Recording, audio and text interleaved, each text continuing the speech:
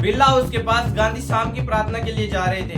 बिना किसी सिक्योरिटी और बिना किसी डर के गोडसे ने 3 गोलियां चलाई और उस पल अगर मैं कहूं कि भारत के इतिहास का सबसे कंट्रोवर्शियल आदमी अपने आप को देशभक्त मानता था और जिस आदमी को हम राष्ट्रपिता कहते हैं उसे ही देश का सबसे बड़ा दुश्मन कहा गया, तो क्या आप यकीन मानेंगे? आज हम बात करेंगे गांधी और गोडसे के बीच सोच की लड़ाई की, सच के साथ, बिना किसी भावना और बिना किसी प्रोपेगेंडा के। ये वीडियो ना ही गांधी को भगवान बताता है और ना ही गोडसे को हीरो, बल्कि ये दिखाता है कि कैसे एक सोच, एक विचार, एक गुस्सा इतिहास को बदल देता है। और सबसे बड़ा सवाल, गोडसे को गांधी से इतनी नफरत क्यों हो गई? क्या वो सिर्फ एक हत्यारा था या एक आइडियोलॉजिकल एक्सट्रीमिस्ट? सबसे बड़ा सवाल, आखिर गोडसे को गांधी के बारे में पता कैसे चला? नाथूराम गोडसे का जन्म 1910 में महाराष्ट्र में हुआ था। वह बचपन से ही हिंदू नेशनलिस्ट आइडियोलॉजी से जुड़ा हुआ था। सावरकर के विचारों से डीपली इन्फ्लुएंस, आरएसएस और हिंदू महासभा से जुड़ा हुआ था।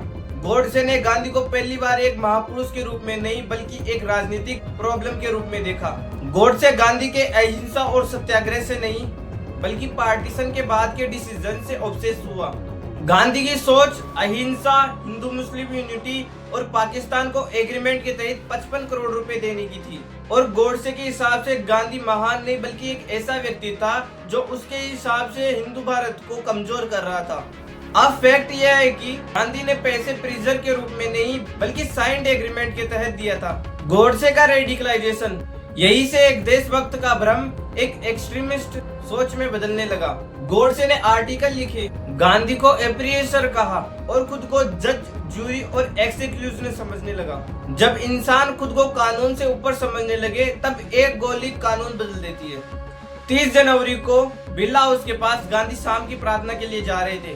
बिना किसी सिक्योरिटी और बिना किसी डर के गोडसे ने 3 गोलियां चलाई और उस पल भारत ने सिर्फ गांधी नहीं खोया बल्कि अपनी आखिरी मोरल अथॉरिटी भी। गोडसे ने कोर्ट में कोई माफी नहीं मांगी बल्कि अपने काम को देशभक्ति बताया। 1949 में गोडसे को फांसी दे दी गई, लेकिन कानून के लिए विचार चाहे कोई भी हो, हत्या का मतलब अपराध ही होगा। सवाल यह नहीं है कि गांधी सही थे या गलत, सवाल यह है कि क्या किसी को भी इतना हक है कि वह अपनी सोच के लिए किसी की भी जान ले ले। हीरो गोली चलाने वाला नहीं होता बल्कि हीरो वो होता है जो गुस्से के बाद अपनी बंदूक नीचे रखे। आज की इस वीडियो में बस इतना ही। अगर आपको वीडियो पसंद आई तो एक लाइक, एक कमेंट और एक शेयर जरूर करना और याद से सब्सक्राइब भी कर लेना।